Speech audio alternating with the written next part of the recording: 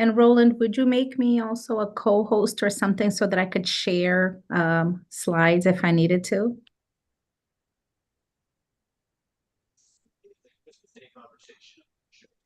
You're all set. Thank you.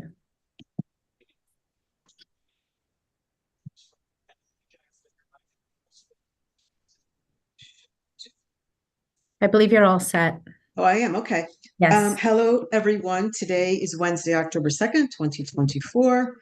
It is 6 o'clock. I'd like to call the meeting to order of the Norwalk Board of Education Educational Justice Committee meeting. I'm Chair Sherry McCready Pritchett, along with board members Karen Nelson Bakey and Howard White.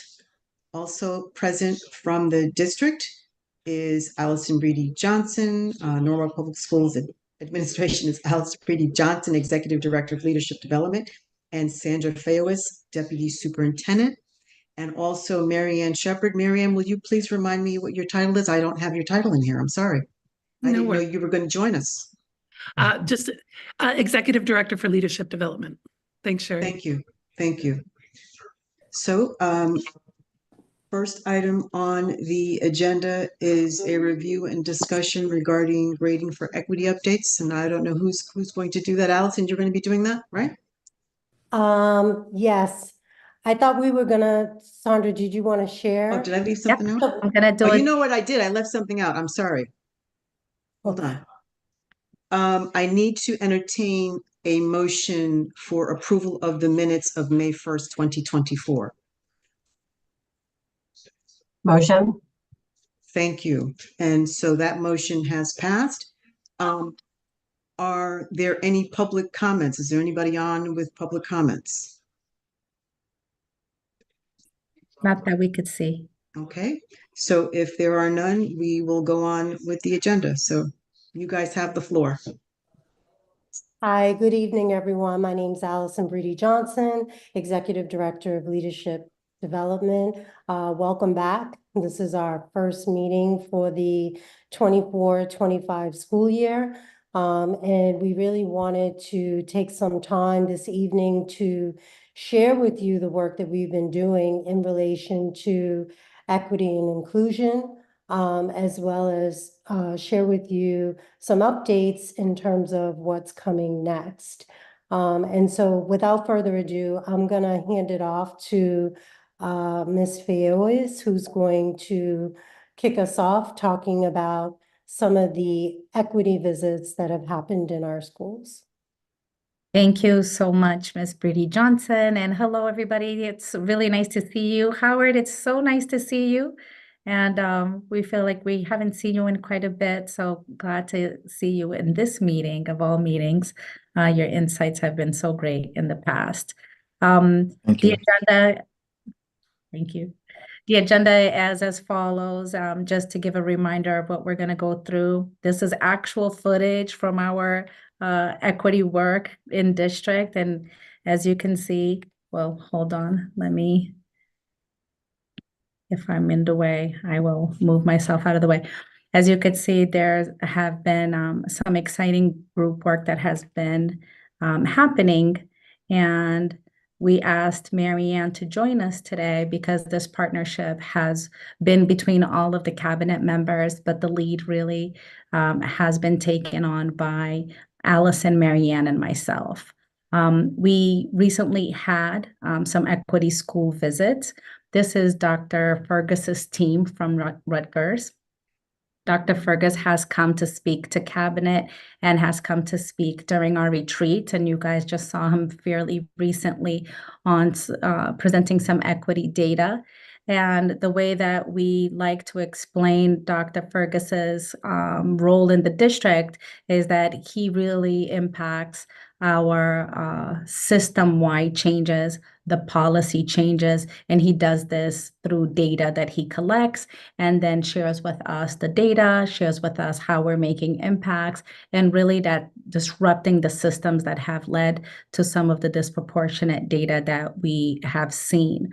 This year, we actually have evolved quite a bit in our equity school visit. Every school does have a school improvement plan. Within that school improvement plan, they've had an equity goal for some time now. We used this year's data visits where Dr. Fergus went in with the team to do a reassessment of where we were to reestablish some equity goals within the school, leveraging the data that Dr. Fergus and the team had shared.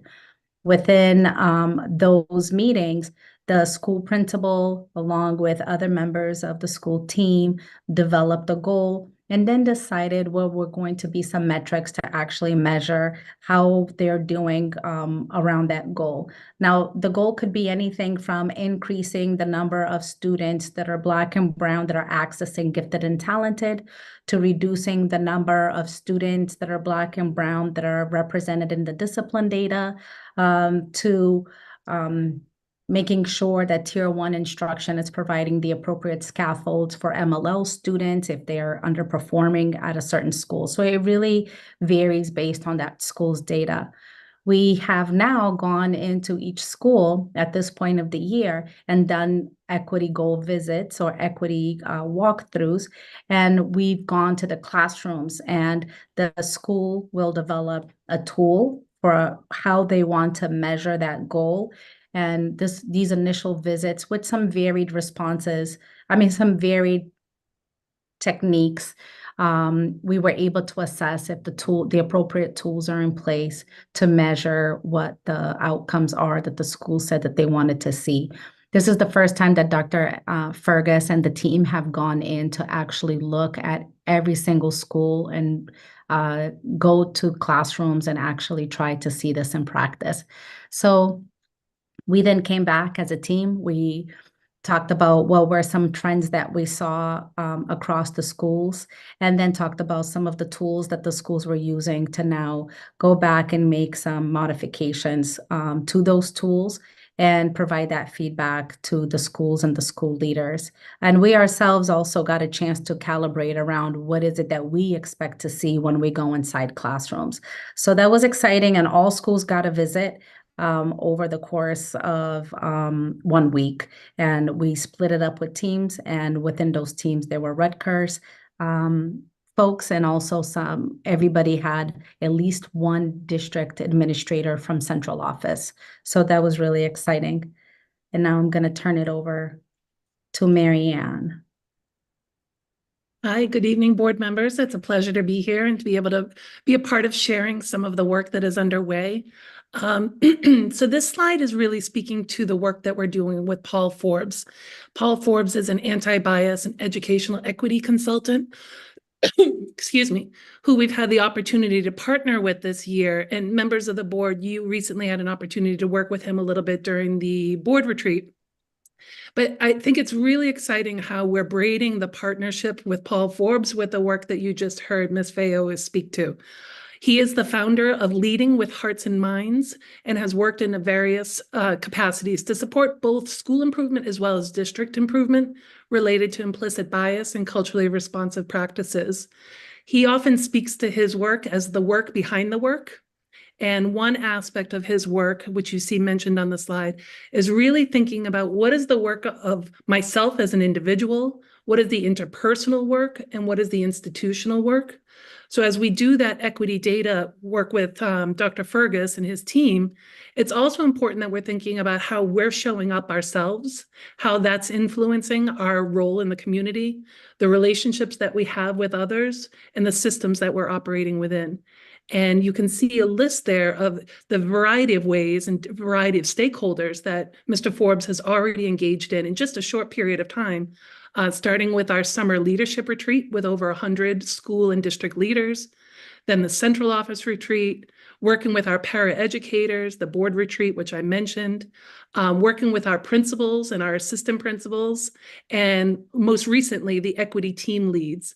And one of the commonalities that is truly that we have heard after all of these different types of engagement is how well received Mr. Forbes has been and how excited people are for this partnership.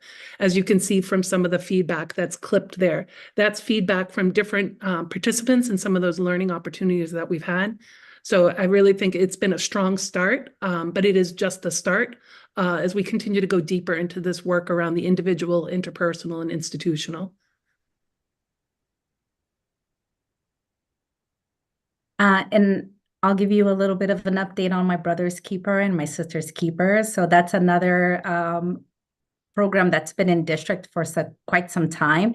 And we just keep evolving in terms of making sure that more students have access to the program, but also that the adults that are participating in the program have an opportunity to also become their own affinity group. So for the first time ever, we actually had a retreat that was just for the mentors.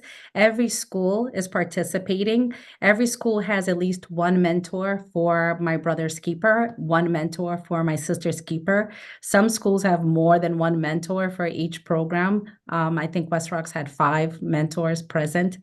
And what we do is we allow them the opportunity to come together. They defined what does mentorship mean? What does it mean to mentor students that have been disproportionately represented in the district's data that is either discipline data or that have been disproportionately represented in not accessing honors classes, all of the different various things that students deal with, but also just what students deal with on a daily basis. It's really nice to know that these mentors are school staff, and it's important that they are school staff because during the day, a student that is a part of the My Brother's Keeper or My Sister's Keeper program can actually access that staff member, and they can run into each other in the hall, or they could see each other in passing. And it's just nice to have that one person or 2 people that you connect with on a level that's greater than just a teacher or another school staff member, because you're participating in this program together, and it's a very structured program. There is going to be the first outing for students. It's called the Rites of Passage. It's going to take place later on this month, and they go to Club Getaway, and it's really just like a physical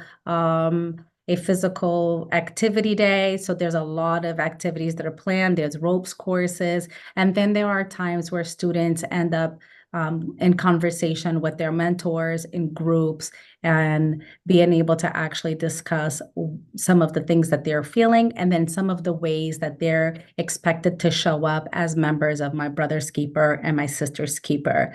So far, we do still have all 100 boys still signed up. Some graduated, but we have other ones. We still have about 120 girls that have signed up with waiting lists for both. Now, the waiting list is addressed when we get additional adults. We're able to bring additional students to make sure that we're also maintaining some ratio. But it's been really excited to have every single school participate and see them. So this was very recently. This was just this Monday. See them all together and having the opportunity to discuss what this is like as the adult mentoring these students. Sandra, you indicate yes. question for you. You indicated 100 and then 120. Oops, excuse me. Mm-hmm. 120 females as well. So that's 220 total. What is the numbers as far as consistency from attending meetings and participating in ongoing events? Yeah, so that has we have pretty much the attendance is always that we have about 90% or 85% of the students according to last year's attendance. Mhm. This year, we're also trying to do something a little bit more different. So remember, I don't know if you recall, but one of the things that I wanted to do with the program once I inherited the program was to start to track data for students, not just for touch points, which is the piece around attendance that you're mentioning, but Mhm. also just trying to measure some impact on the students. So whether it's their daily attendance at school, we do have the surveys that students do, and that's more sort of the qualitative data, but we need some Mhm. quantitative data. Like, have we seen a difference in grades for students that maybe are entering the program in 9th grade and now they're traveling through the different grades? Do we have improved attendance? If a student has had previous behavior challenges, has it improved? So as you could see, LaShante and Q are here at the bottom. They're actually working with Alden Burnham, who does our data walls and all of the presentations for data for us. And they're actually going to create just a data set for students that are in the group. Sorry. It's okay. My lights turned off.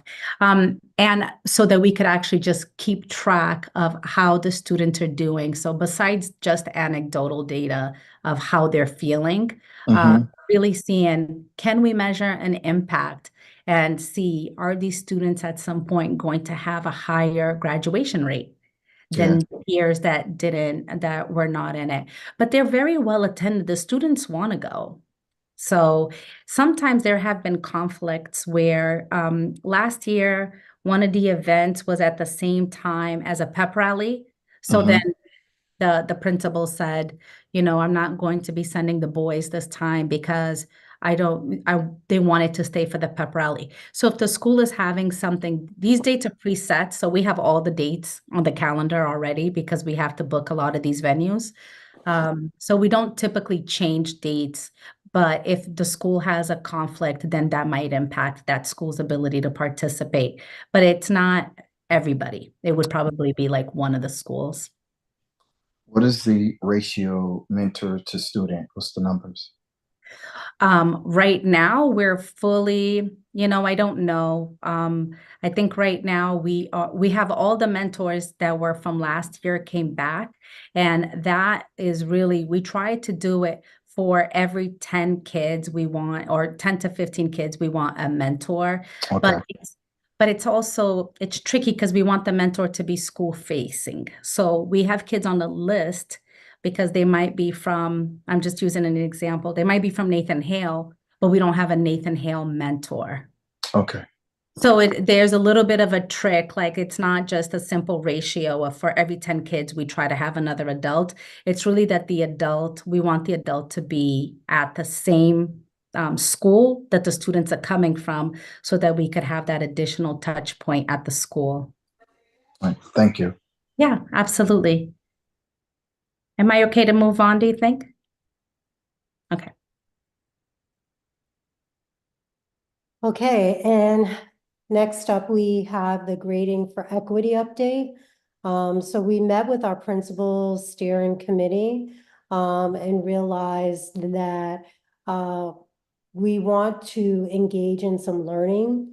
So we have officially partnered with Joe Feldman, who is the author of the Grading for Equity book.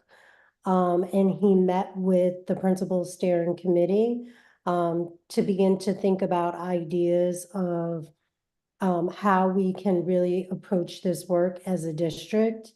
And at the end of the meeting, what we realized is we want to engage our leaders in additional learning around this work because people are in very different places. Some people have read the book, some people haven't. Some people read the book many years ago. And so he will be, joining us in one of our upcoming principal meetings to meet with our principals to engage them in some learning around this work. The principal steering committee also concluded with agreeing to identify a group of teachers within their schools who would be willing to participate in an initial cohort who would engage in a series of professional learning around this work, and they will receive one-to-one coaching. So the idea is that we would start with a small group of teachers who have either engaged in this work already at some level, because some of our schools have engaged in some of this work, or have engaged in a practice that aligns with some of this work, or who's just open to really delving into some learning around this work, so that then we can determine how we will move forward with a district-wide type of rollout.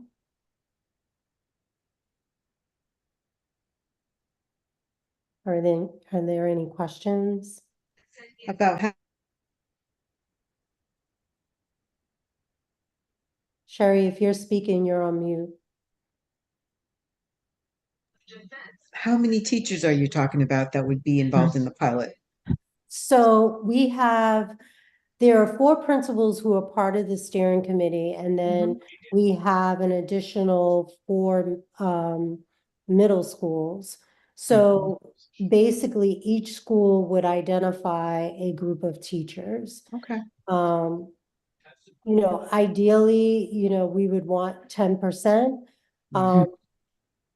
But we also want teachers who are really going to Do it right. thoughtfully engage in this work, right? Right. Because we want it to be successful. So I think it's important that we probably go in, identify people who are willing to really engage in this work and go in depth with it, as opposed to trying to engage a lot of people who may or may not be interested at this time.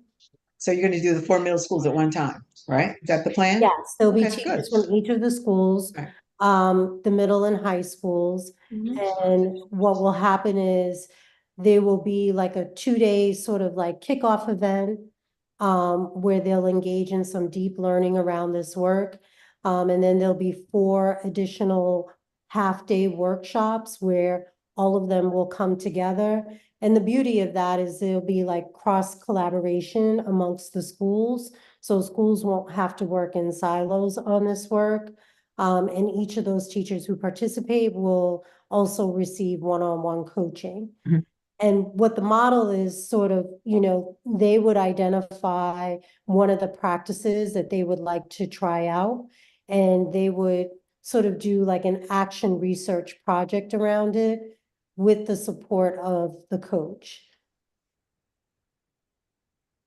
Sounds good. So it sounds like there's I don't know why it keeps going out. It sounds good. It sounds like there's a good plan in place, but that it also allows for some flexibility. Yes. Yeah. And we want to also mention that many schools have actually invited Paul Forbes to their schools.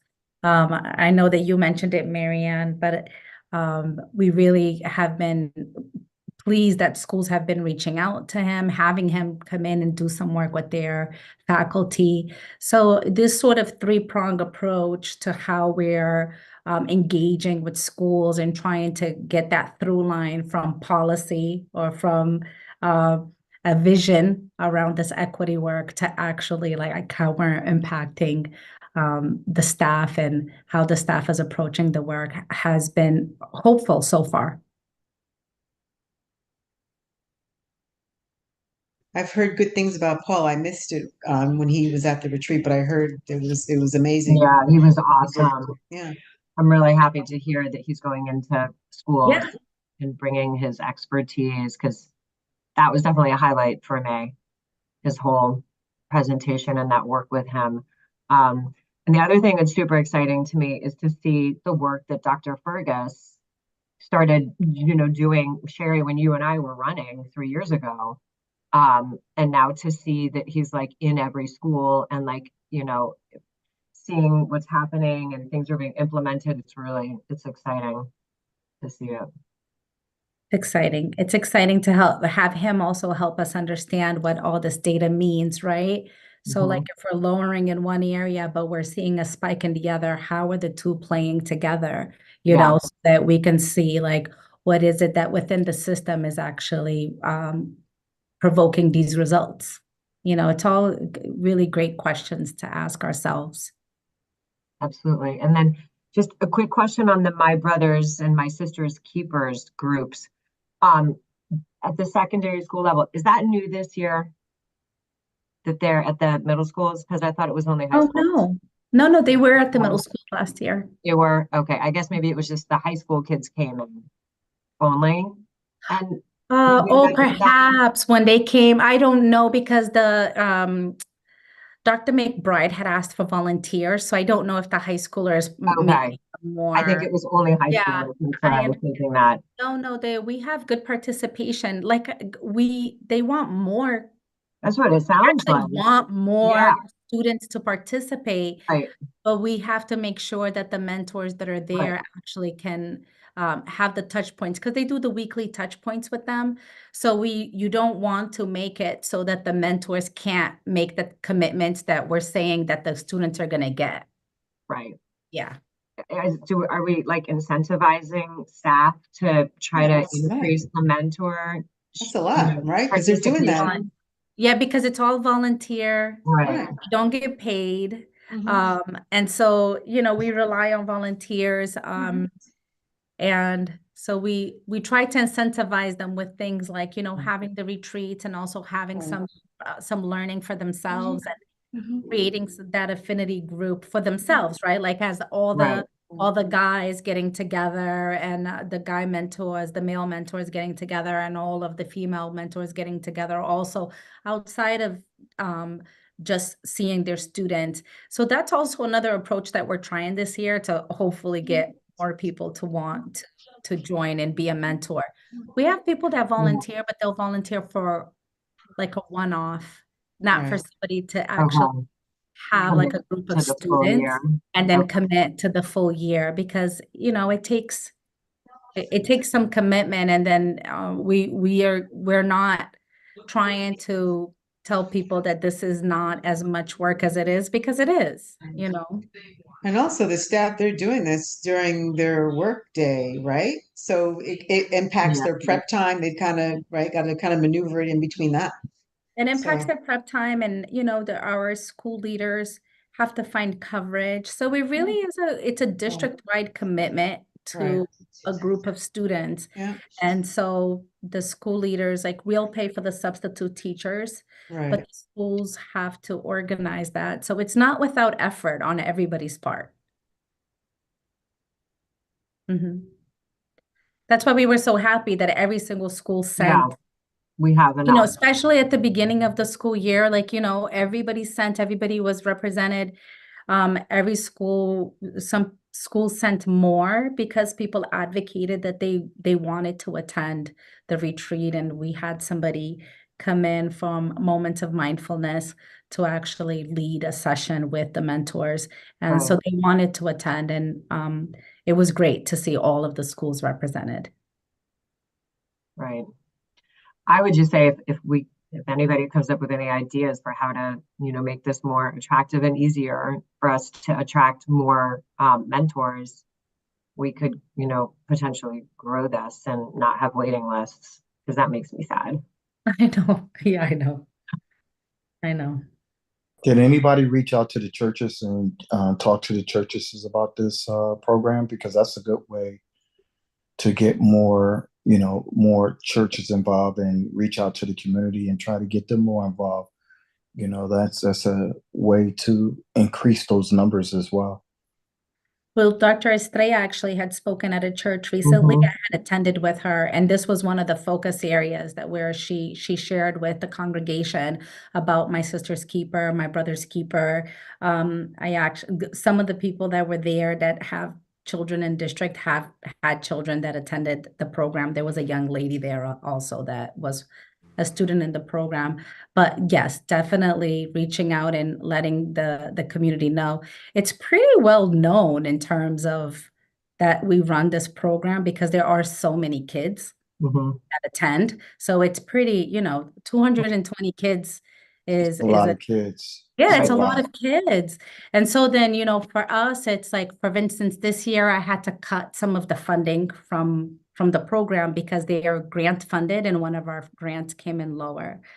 So Mm-hmm. we just made modifications. So instead of going away for like a college visit, we will do something more local so that we could still achieve what the spirit of the visit will be and do all of the things, but sort of looking at what are ways in which we can still offer the same experiences when the budgets are, Mm-hmm. looking the way that they're looking.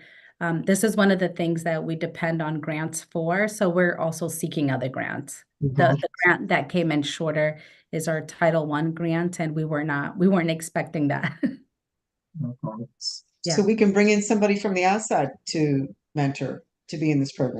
We we prefer that it Right. be school-based. Right, because I'm The thinking, touch point, yeah, the touch point Right. is that the student would have that adult Right. at the school. right, That's the way that the program is designed. Now, we do bring in people from the outside to participate, like in their meetings. People right, come in, they volunteer for the Mhm. day. They come Mhm. in as keynote speakers, or they Right. come in as just sort of right. wanting to be a participant. But the weekly check-ins are with Has to somebody, be with school-based, yeah. right? Because that's what when Howard was talking about, who reached out to the churches, I'm thinking, Oh. would there be some training if you're going to have somebody from the church come in to oversee 10 kids? No, that's a little bit more challenging. That's right. That's why, yeah, right. So There's a that's program like that through the Human Services right. Council, and they The have mentor program, right? 400, yeah, they have like Yeah. 450 Right. PTs. Yes, And they those do. are outside people, and they Right. come in and they do a training. You have to have Right. DCF training, you have to Right. have background checks and Right. clearances. Right. So this This is different, what you're talking this about, is a what you little guys do. different Yeah, because this is internal. yeah, Right. it's Oh, internal. okay. Yeah. And then you Okay, I don't, didn't know that. thank you. Yeah, that's why I was just bringing that Thank up you, because Mr. White. Yeah, I Yeah. didn't understand that. I thought Yeah. you meant just in terms of getting the letting them No, know it's about it. internal. No, I didn't know that. Yeah. Yeah, Yeah, thanks, it's Terry. internal Yeah, because yeah. the staff is really who has the touch point with the student, and they monitor their grades. They Right. monitor, how they're doing. I don't want to say discipline because they're not all of them need that type of monitoring. Right. If there Right. was somebody that needed that additional support, they would help with that too. They would help with that. Correct. Perfect. Okay. Anything else? Anybody That have was any other questions? Those were our updates. We're happy to Okay. hear your feedback. It sounds like you guys are doing some good work. As Kara indicated, when we go back to the days when the district first made contact with Dr. Fergus, it's good to see the fruits of his labor and some of the other things that are going on, because we know that we've had challenges with equity. And so it's really good to see some of the work being done. We know that it's not finished and there's more to do, but it looks like we're digging in and we're, trying to get that work done. So we appreciate that. We've had great feedback. Ms. Shepherd came in the day after one of the visits, and she says, if you want to start your day, if you want to pick up today, read the feedback that we got from the session yesterday. And so we've gotten some really great feedback. It's been That's good. really rewarding just to with all of the different pieces. Right. Like really. So what's next? What do we do next? I see next steps is on the agenda. So what happens next? So one of the next steps, it's for us with the MSK and the MBK is actually to secure more volunteers. For the equity visits, we have another round of equity visits. We have to go back and actually talk to the school leaders about what these visits surfaced for the different schools in terms of whether it's their walkthrough tool or whatever it is that we decided per school. Mary Ann, do you want to talk, or Ms. Shepherd, do you want to talk about what's next with Paul Forbes? Sure. So we have Paul returning to work with our principals and assistant principals again in December and then again in the spring. So like I mentioned, it's just the beginning. And the equity team leads will convene again in October. And I'd be remiss if I didn't acknowledge the excitement that was in the room with that group of 21 equity team leads, and just the sense of community that was built in just a matter of hours. And so we're really exciting to see. And I also want to acknowledge the school leaders for selecting who they did to participate in this professional learning, because I really do think working with the principals, the assistant principals, and then also an additional person on staff is going to help build a team to lead the work at the school. And so the equity team leads will continue for an additional 3 full days of training with Paul, as well as the principals and the assistant principals will have 2 additional sessions with them. We do have some more schools who are looking to bring Paul Forbes into their faculty meetings so that he can work directly with their staff. So, there's a couple of different little spokes of work that's happening with him. And that's one of the things that actually he spoke so highly about Norwalk on Thursday, because sometimes he's brought in to a district to do like a one and done type of professional learning. And he really appreciates the fact that we have him working with a variety of stakeholders in a way that is, helping us to gain some traction and to really approach the work from a very comprehensive standpoint. It's the other thing that needs to be noted is every school has an equity team and an equity team lead. And that lead understands that they are a co-leader in that work with that school administration. So that's another great example of how it is that we want to sort of start to gain greater traction at the school level, just to have those conversations be happening. Like the work behind the work is really a great way of describing it. It all sounds wonderful. What you just noted about having an equity team at each school and a lead. Mhm. Are there any challenges? Are there any places where you're feeling squeezed or any pushback anywhere? I mean, I can't imagine something like this the whole time it's going to be smooth. There may be some. Well, we could talk to you about the grading for equity. Okay. Because Yeah. I think it'll answer both, but Mhm. go ahead. Well, yeah, I mean, going to the grading for equity, I think that's why we are talking about engaging people in learning, Right. so that there's just a better understanding of, what is being asked and why this work is so important. I think that coupled with the, implicit bias work that Paul is doing, Right. is helping, to sort of bridge that gap a little bit. Mhm, But mhm. again, I think there's just a knowledge gap around grading for equity and grading for equity practices, which is why Joe Feldman will So important. come in and engage our community in some deep learning around it. So pushback it's not how I would describe it. It's really like a gap around understanding why Mhm. something is important and why we would dedicate time Mhm. doing something. I haven't encountered pushback. I have encountered some confusion. Right. That sounds, I mean, I feel like Yes. even if there were, this is something that is important that needs to be done. And so, uh, I originally said challenge. You said a learning gap. That's absolutely. It's something around where we have to create an understanding about what it is and what it isn't. Mhm. Yeah, people are just in different places.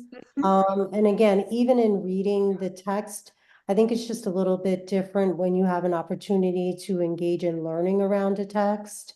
And so I think it will just help to sort of build a normed understanding of like what this work really entails. So I agree with Sandra that, there hasn't been any pushback. Leaders are willing to engage their communities in this work. But again, we just, we all want to get it right. Yeah.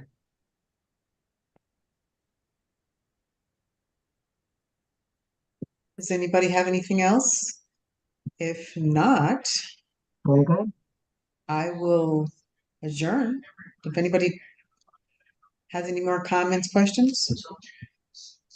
Okay, so I'll entertain a motion to adjourn this meeting at 6:24 p.m. I don't know.